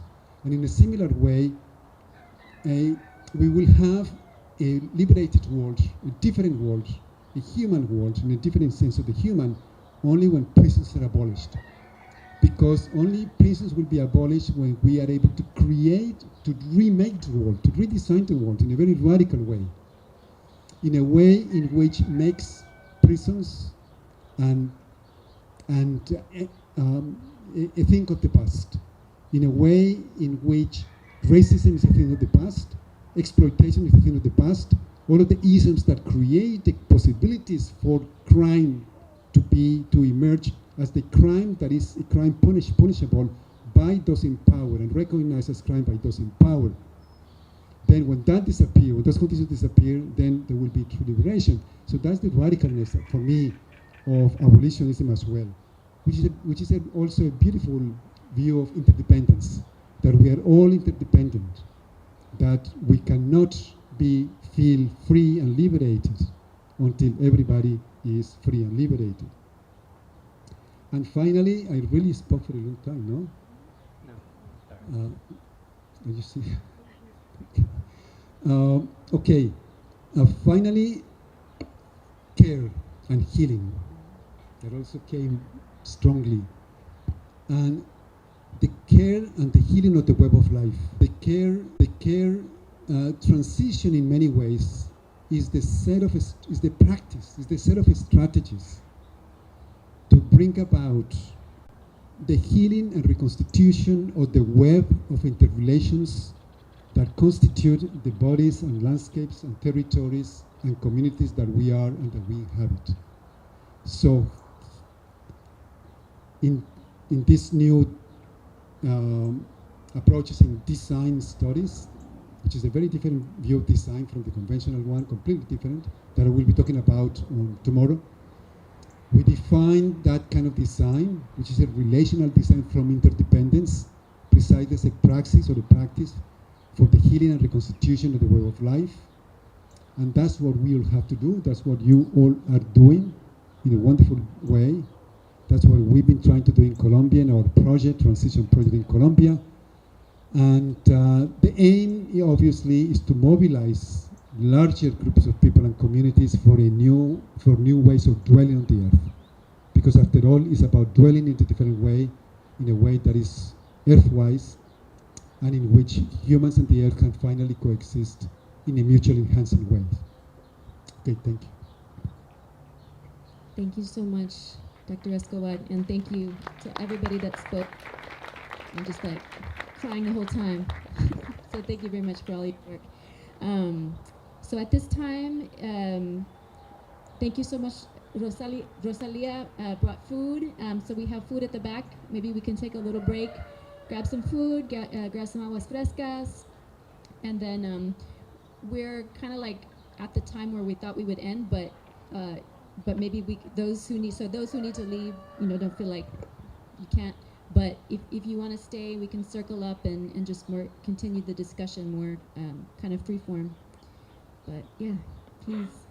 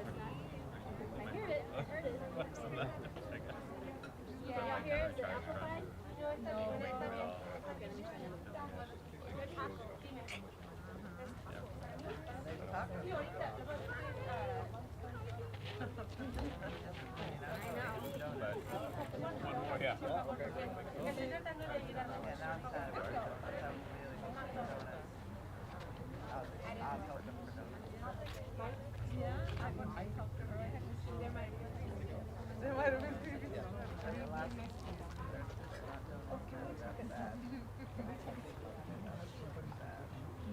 Check. Oh yeah, okay, good. Thank you, Rosie. So to open, I wanted to invite Maria Turvin, who is a mentor to me. To everybody. It's a great honor that you're here. I get the other. We'll use the other mic.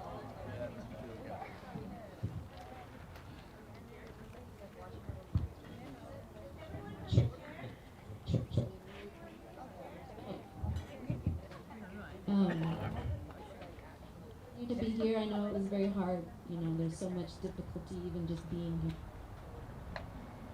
So thank you. Buenas tardes. Is it on? Hello? Hello. I guess I have to hold it. Hello. Hello? Hello. Hello. Hello. Look at it. Look at it. Look at it. I can make it move.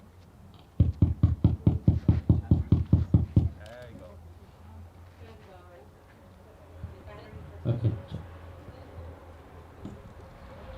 Okay.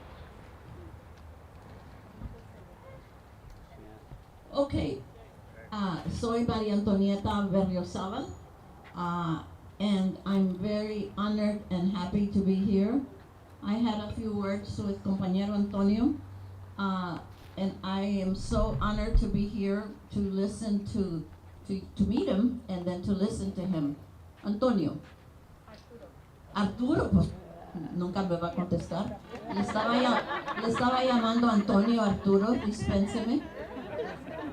Thank you very much for being here with us here in San Antonio. And I know you're going to be at my alma mater at UTSA. And thank you for inspiring us. I am so honored and grateful to be here. And I thank Greg and Marisol for their invitation. I thank my dear friend Jessica for driving me, and very happy to be here. This has been for me an extremely happy and inspiring evening.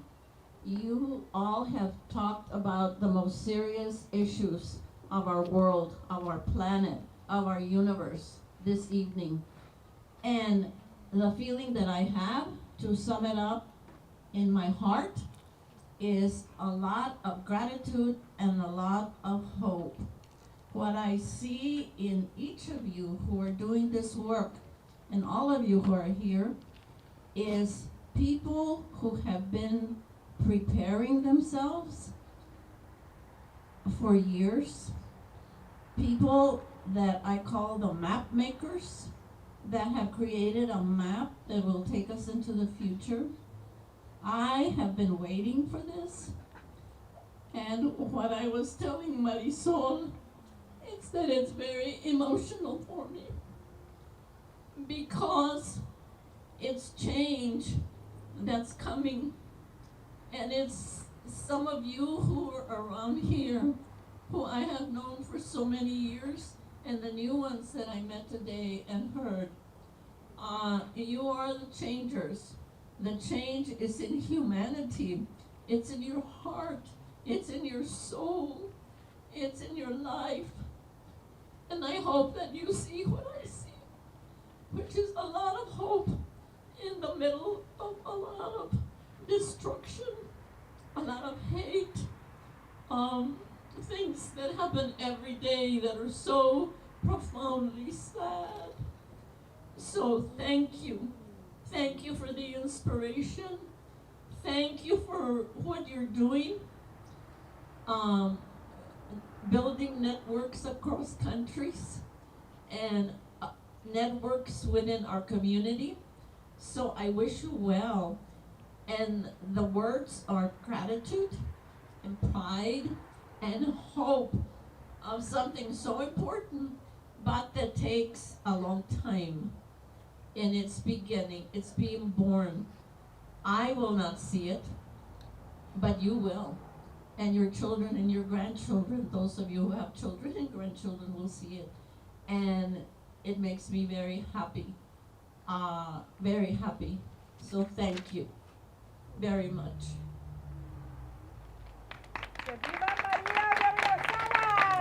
And one thing is that a lot of the hope and the emotion is in seeing Diana and Gaona. I forgot her name. Nadia. Gaona and Marisol, and others, young women that are going to take it into the future, and to see their development, their activities, and what they have been doing in their young lives is, I don't have a word for it, just gracias. Thank you so much, Maria. I love you a lot. And I learned from you. Like, everything we're talking about there, I learned from you. And many others. So at this time, anyone who wants to speak, ask questions, please, we can pass the mic around. Maria. Hello, hello, people of the New Earth. I think that's what we're building here. That's what we're building here. And I too, like Maria, to whom I owe a huge debt of gratitude for being the model, for being out there, la primera, right? For opening so many doors to so many of us. My name is Maria Martin, and I've been doing public radio for 48 years, or trying to do it, right? Right now I do it from Guatemala, and coming here to see this wonderful, wonderful, wonderful projects that you all are doing. And I know that it's not easy to do this, but you're doing it. And I see community. People talked about community here. And if I've learned anything in 48 years, trying to be a change maker, you're trying to make public radio public, right? It's we have to work together. No more turf battles, people. Let's work together. And the other thing that I wanted to say is I want to let you, this community probably knows, that indigenous environmental activists, especially in Central America, from where I report, are in danger. El agua es vida, but for many people, defending el agua is mean muerte. So in Honduras, at least 5 people dead this year. In Guatemala, attacks. That's what I report on. Attacks on people who are criminalized because they are just defending the rivers and traditional ways of life. So I just want you to know that. And also one announcement: on the 22nd of April at the Esperanza Peace and Justice Center, there will be a panel to talk about the power of community radio. They have a low power FM radio that I'm beginning to be involved in, training people to tell audio stories, and whatever ideas that you have about us working together in the media, about what you'd like to hear in a radio station. I would love to have this panel. I'd love to hear that kind of thing.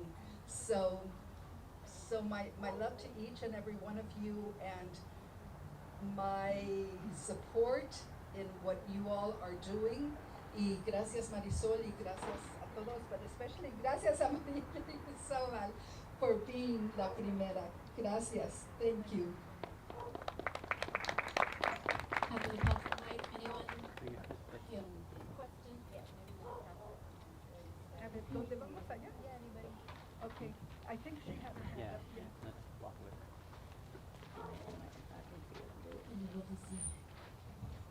I'm standing. Excuse my voice. And I was coughing earlier because I'm allergic to San Antonio, but my mother's here. And the one place I've been spending the last 6 years is Brackenridge Park. Brackenridge Park is on the National Register of Historic Places. It is a state antiquities landmark. It is a people's park. We put together a documentary last year called To Save Our Central Park. It's low budget, really no budget. But it was to tell our story because that river that starts at the Blue Hole is sacred to the indigenous people. And when I heard they wanted to cut down, it was 110 trees to begin with. They said it's 48 now. But if you've been there, in between both bridges on the zoo side are oak trees that are 100 years old, probably older. So they want to take out all the big trees on the river because they say they can't fix the river wall without removing those trees, even though we have engineers from Houston who can fix the wall without killing all those trees. But this is part of a development, obviously plan that doesn't include the community because we've opposed it for over a year. And the Texas Historic Commission approved it yesterday to cut down those 50 trees. We don't even know for sure which ones. There's bald cypress trees there that are probably 300 years old. So a lot of this has been kept from the public. You don't see anything in the news. But what I have watched over the last 6 years is the assault on nature.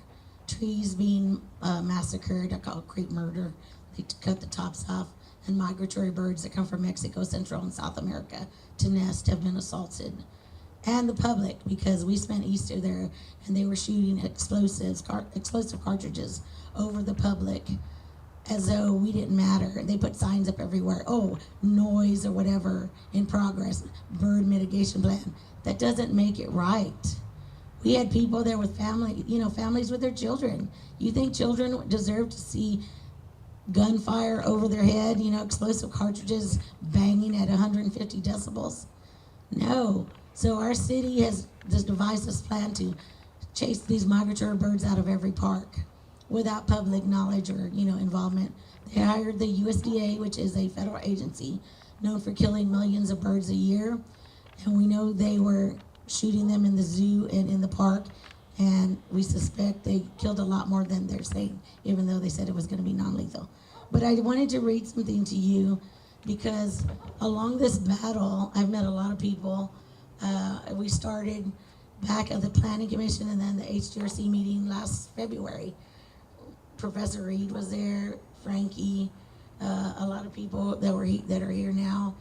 And the thing is, our fight is ongoing. It's never going to stop because we are so far at the edge of destroying our own planet, along with everything in it, that it's time to say stop. So I wanted to read this thing I wrote because it kind of tells you about me, because I've been labeled like a protester who's violent or whatever. I'm just a little old lady with a camera who likes to take pictures of birds. And I actually rescued like 500 and something babies last year. So the damage that the USDA and the city has done to that ecosystem has not only damaged the tree canopy, but also the biodiversity. And they have signs saying tree care in progress and bird mitigation that they're trying to increase the biodiversity. It's kind of hard to increase it when you've chased it all away or killed it. So this is something I wrote, and it's a little about what my fight's about. If I can see. Okay. They call me a protester. Oop. I am a resident, someone who cares about you and me and the environment. I care about our heat island and moderate non-attainment air quality. I care about the trees that make oxygen that we need just to breathe. They call me an activist because I stand for protecting the trees, protecting wildlife, protecting the river, the birds, and the bees, protecting our world for you and for me. If you look around, you will see that I am not alone, standing here fighting to protect our trees, our river, our birds, and our bees, and that world that needs you and me. Our world needs us to fight, to holler and yell, to say stop. The destruction. Destruction that is happening all around us, adversely impacting everything on earth, including you, including me. I am an advocate that fights to preserve the past, fights to preserve my present, and preserve my future. I gather research to learn to share with others who might not understand why we fight for these things they may not care about, like our planet, like you and I do. I fight because I know it is the right thing to do. If we want our children and their children to have an earth left to live on, we must not forget that it's up to not only me, but it's up to you too, to fight to preserve our trees, our rivers, our birds, and even our bees. So please don't forget you can make a difference. Join me in fighting for all that we hold dear, our planet, our wildlife, and all of the trees. In the word of the Lorax, unless someone like you cares a whole awful lot, nothing is going to get better. It's not. That's the Lorax. Thank you. Does anybody else have a question for any of the panelists or things you want to share? Hi everyone. My name is Pontes Zambales. I use they, them pronouns. I was actually born in the Philippines, in what we would kind of define as the global south. And this question is specifically for Arturo, but if any of the panelists want to respond, I would certainly invite that. So I was educated in a Western American school system. The Philippines, actually the history of it was that we were forced into what was called benevolent assimilation, where schools such as Harvard would send over American teachers to force us to learn English. It's actually so much so that the most spoken language in the Philippines is English. And a lot of people like myself, when they become diasporized, they quickly lose their language. My question, though, is in that Western education system, you know, I came to environmentalism through a lot of talks of renewable energy, so solar power, wind energy. I actually chose my name Quantum because I got into nuclear energy, which is one of the things that I thought potentially was going to be one of those things to save the world. However, in my research and in my learning about nuclear energy, I started to see some of the complexities with it, and some of the complexities with solar power and wind power. And one of the hardest, biggest aches of solar and wind power is that the materials that we need to build solar power, to build wind power, a lot of the nickel, for example, actually predominantly comes from Palawan, which are the hills of the Philippines. Once,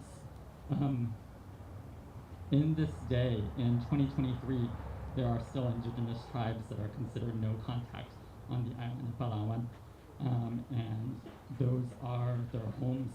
And the biggest owners of the land in Palawan now are not the indigenous people, but are Tesla and Toyota, whom are mining those mountains to build solar power and to build wind power.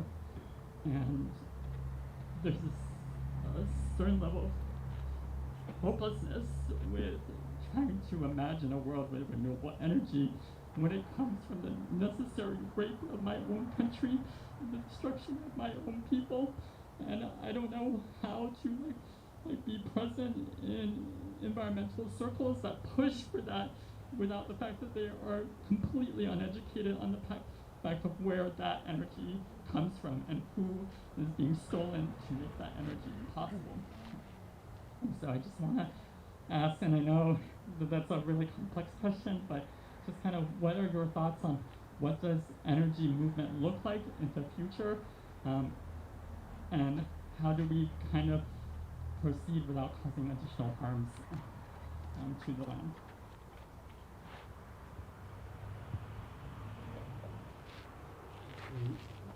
Thanks very much. I think Doña María se fueron ya, salieron, ¿no? Sí. I wanted to thank our two elders. I'm an elder too, and I'm not suggesting that I'm much younger than them. But what they said was really beautiful and really moving.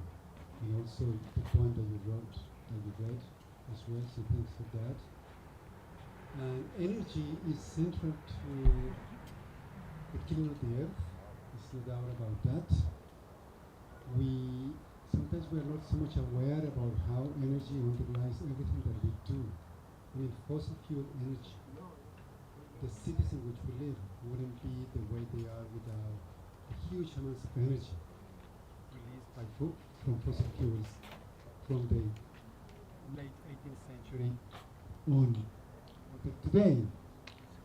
And how do we decarbonize the cities? Since everything, this might be running up, everything that everything that we do, let's wait. Everything I can speak loud enough. It's perfectly okay.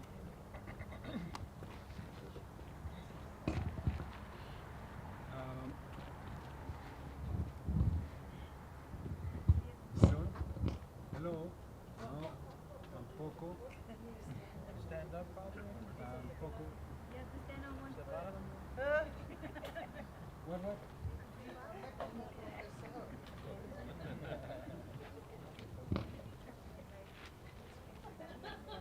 Okay.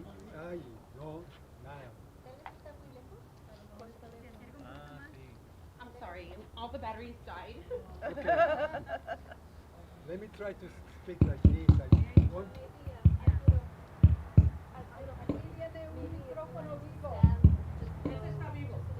Ese, bueno, hay uno.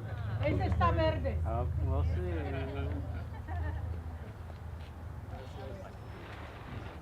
A ver, opa. Yo creo que. Del otro lado, que está allá. Yo creo que del otro lado. El universo quiere que yo hable. Yo creo que es eso. Maybe the universe doesn't want. I have to be closer. Oh, yes. I don't know. No, se están robando la energía. No. Ahí está. Do you see why do we need so much energy? Yeah, exactly. Anyways, yeah, I mean, energy is so central to everything that we do.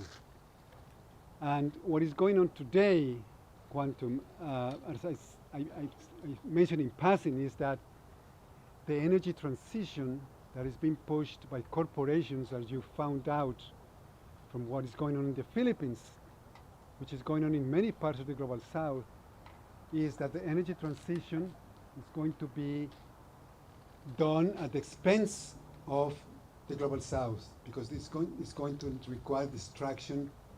It is already requiring destruction of huge amounts of energy, of minerals. Lithium, for instance, is one of the key ones for transitioning from fuel gas, from gas cars to electric cars.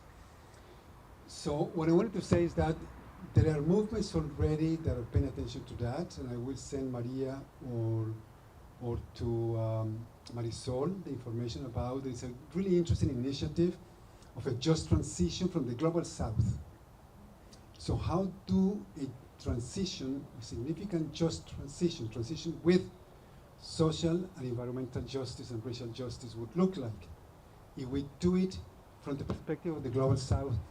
That involves something that is very important. What is very important is a decrease in the amount of energy that is consumed today. Nobody's thinking about that in the global north. That's why deceleration is important.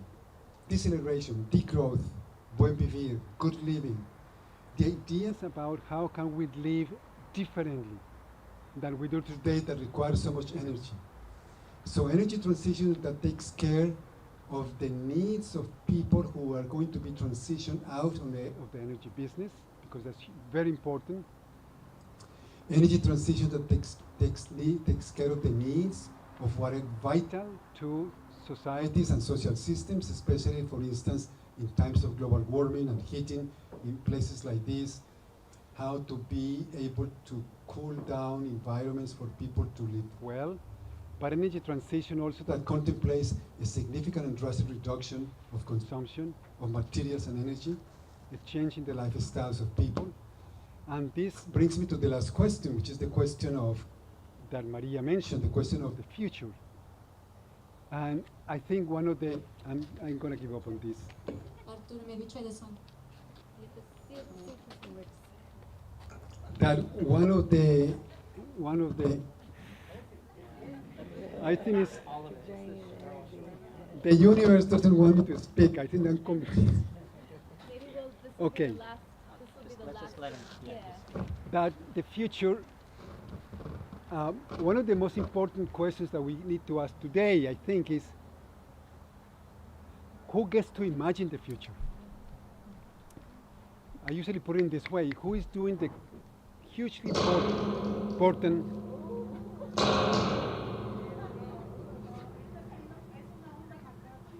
That energy is canceled.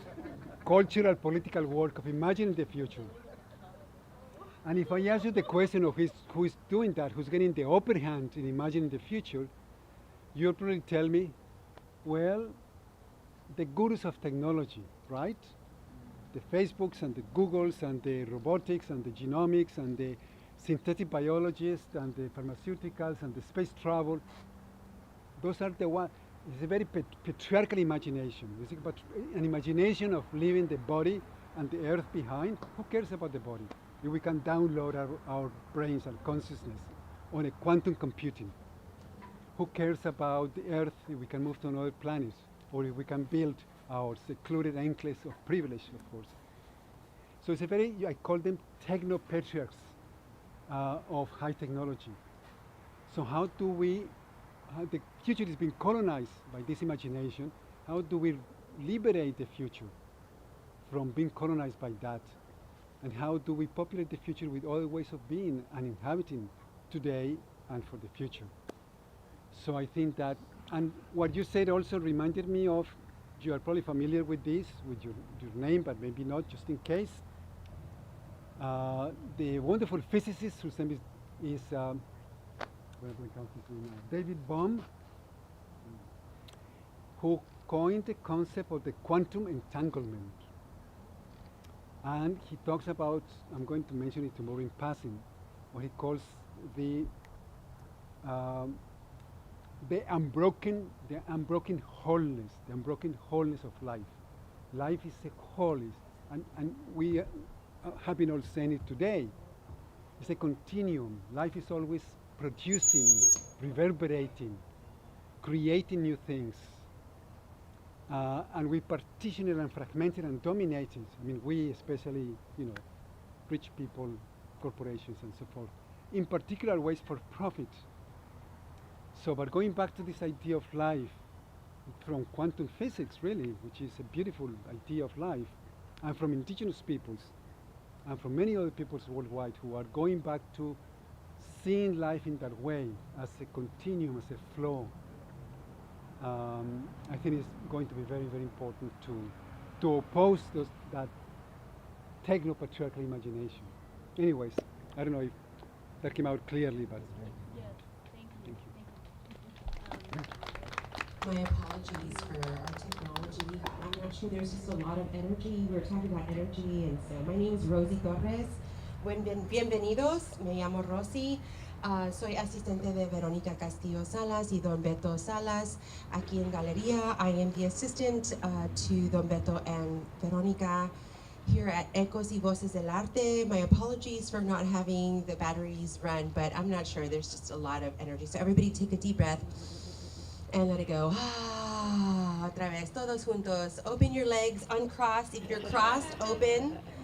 Let go of all the tension. Let go of whatever we're grinding our teeth. Si estamos como así cruzados, las manos que se desabren, que se desabren, que se desabran. No sé si esa es una palabra. Que se abran.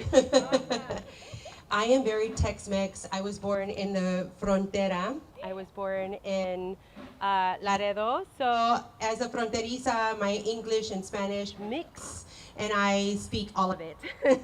So my apologies again for our voice not being able to be projected loudly. So I'm gonna ask if everyone can hold their microphone like this and speak directly to it as opposed to down here, yeah? And so gracias, thank you everyone for being here, for taking the time. Anyone have anything else to say? Marisol, Greg? And I'll ask maybe like one last comment or question. I know a number of us have to run to get kids, and Arturo has to also have a full day tomorrow as well, so just to be mindful of that. But any closing thoughts or questions or anything you'd like to share? Oh yeah, Tony. I don't need the mic. I'm good. Thank Okay, you. okay. So first of all, my name is Tony Diaz, and just want to offer a few words of gratitude for the wonderful evening that we've had here today. Thank you to Deceleration, to Galeria Eva, to our wonderful speakers. There was a lot of truth shared today, and sitting in a circle reminds me that we have to keep balance in perspective. We talked a little bit about nature, and we have to recognize, as Arturo mentioned, that in fact we are a part of nature. We are nature ourselves. And so just as nature has to be in balance, we have to be in balance. There's a lot of hard work when it comes to environmental justice. And although we're sitting in a circle, it kind of reminds me of the center of a storm, right? It's calm in the center. So although the winds are raging around us, it is up to us completely, 100% up to us how we react to what's going on out around us. So take the time to heal. Take the time to process things, because the work that we do is sacred, and we want to present it in a manner that is sacred. Okay, so always keep that balance in mind and be kind to yourself, just as we're kind to each other and to nature. Thank you. Especially our healers, right? We have many people here who are out doing frontline work, who are learning and developing as healers. We need you, and we need you whole. And I just want to offer my gratitude also as Marisol's partner in Deceleration this work, to the Galleria, to Dr. Escobar, to all of the panelists and our guests. So many times, and I've worked previously as an organizer like Tony, and I know the tremendous burden and that puts on each of us as individuals. And the one thing I think we were so excited in the confluence of this moment and what brought us here today is something that we've held as a vision but not been able to actualize or realize, and so you've been participating with us is very precious to me, and I do hope that we can continue in dialogue here in San Antonio and with our partners in Colombia and in other places, otros países, and thank you. I just wanted to offer before I turn off the camera.